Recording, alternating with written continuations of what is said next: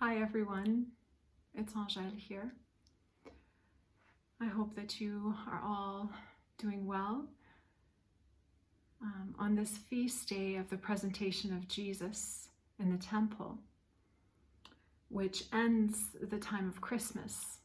So from the 25th of December until today, we've celebrated the 40 days of Christmas.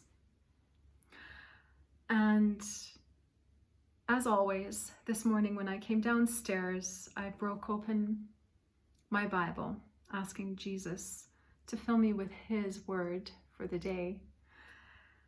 And my eyes fell upon these words right here from the Gospel of St. John, chapter 8, verse 12. When Jesus spoke to the people again, he said, "I am the light of the world. Anyone who follows me will not be walking in the dark. He will have the light of life." It didn't dawn on me in that moment this morning. I didn't connect it to this feast day. I didn't have this feast day of today, which is a feast day all about the light of God, the light of Jesus. At first, I just read this though. Yes, you are the light. And when I went to pray the rosary, I usually start with the joyful mysteries in the morning, and when I got to the fourth mystery, the presentation of Jesus in the temple, I realized, oh, this is the feast day today. And I thought, oh, how beautiful that Jesus would lead me in the Holy Spirit to just those words. And then I looked at the readings for today from the Mass, and it's from the Gospel of Luke, the presentation of Jesus in the temple. And this part of the Gospel reading struck me the most, and I would like to read it. Now in Jerusalem there was a man named Simeon, and he was an upright and devout man. He looked forward to Israel's comforting, and the Holy Spirit rested on him. It had been revealed to him by the Holy Spirit that he would not see death until he had set eyes on the Christ of the Lord. Prompted by the Spirit, he came to the temple. And when the parents brought in the child Jesus to do for him what the law required, he took him into his arms and blessed God. And he said, "Now, Master, you can let your servant go in peace, just as you promised, because my eyes have seen the salvation which you have prepared for all the nations to see, a light to enlighten the pagans and the glory of your people Israel." And then after this, Simeon blessed them, and he said to Mary, "You see this child? He is destined for the fall and for the rising of many in Israel, destined to be a sign that is rejected, and a sword will pierce your own soul too, so that the secret thoughts of many may be laid bare."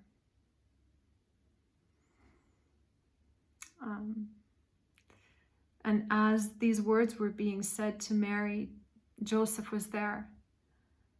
And I didn't read this before, but it's written, as the child's father and mother stood there wondering at the things that were being said about him, Simeon then blessed them. So there was a joy in that moment, but also an awareness that there's a cross and a lot of sufferings that are to come. So this awareness of the rejection that would come and the sword that would pierce the heart of Mary, that's something that St. Joseph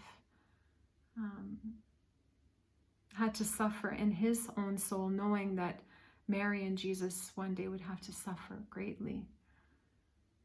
But they carried this in their hearts with a reverent silence, and a deep trust in God. And the Holy Spirit prompted Simeon. So now more than ever, we need the Holy Spirit. We need to call upon the Holy Spirit every day to help us to see as God sees, and to keep our eyes on Jesus, and to trust that He will give us all the graces we need to be children of the light. He is the light. He is the way, the truth, and the life. And indeed, He gives us everything we need. He calls us to be His light in this world by the good deeds that we do, by the virtuous lives that He empowers us to live.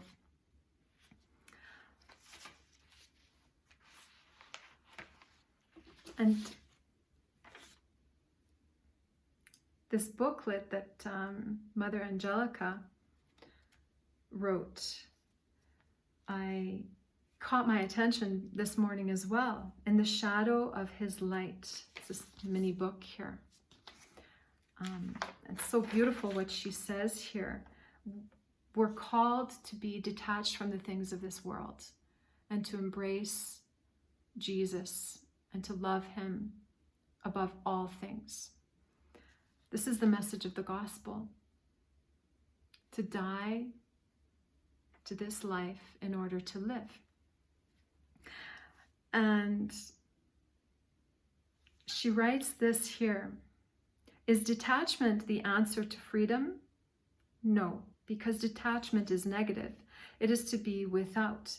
The answer must be positive. I must replace what I have with something better. The things that occupy my mind and are contrary to the divine will are the things that exercise the greatest power over my soul. I must rise above the things that pass by seeing God in them. The essence of attachment is to possess, to hang on to, and yet everything is passing. Why should I put my heart in anything that is here today and gone tomorrow? Where, my soul, is the balance between compassion and detachment, providing for today and not being anxious for tomorrow, having things and not possessing them, deeply caring and being unselfish. The balance is a deep and strong love for God. All lesser loves fall away in the presence of a great love. And here is the balance and the answer to detachment: supernatural love. So the more we can turn to Jesus, spending time for Him every day in prayer, if we can, going to Him to receive Him in Holy Communion, going to Him to be healed in Holy Confession, going to these sacraments, give us the strength to have this supernatural love. And the more we turn to Him, the more He takes over our hearts, and then the attachment is Him, so that we don't have disordered attachments to the people in our lives, to the things that we have, to our own reputation, to our own plans. We are just attached to Him, and it brings a beautiful balance and peace and joy in our hearts. It's the best way to bring peace into our families as well, and into our world, is to let Jesus transform us into Himself.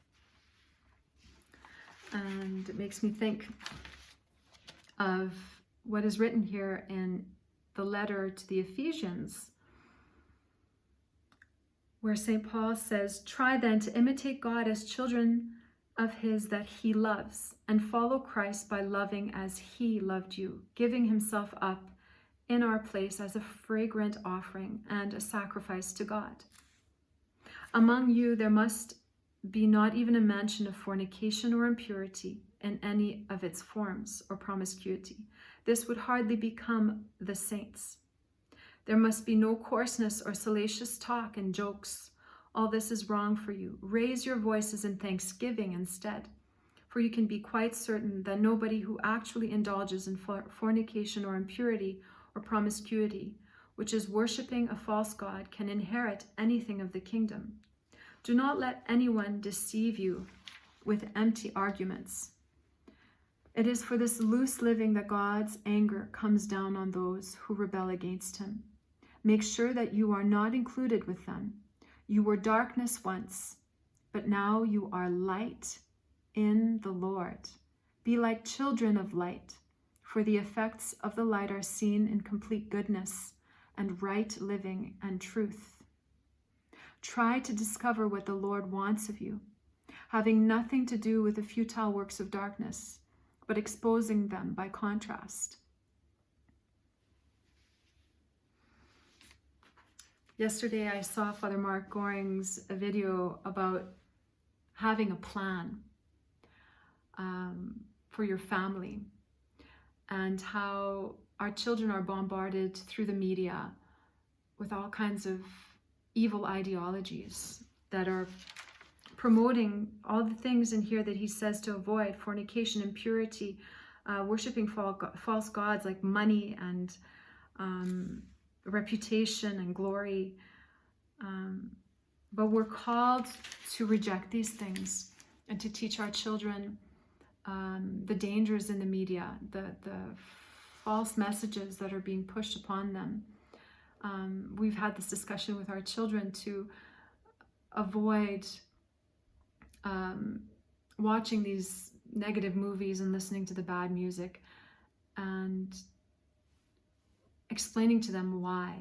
And also, since we pray the Holy Rosary with our children every evening, this has also helped them to have a natural instinct for the things that are evil and the things that are truly good.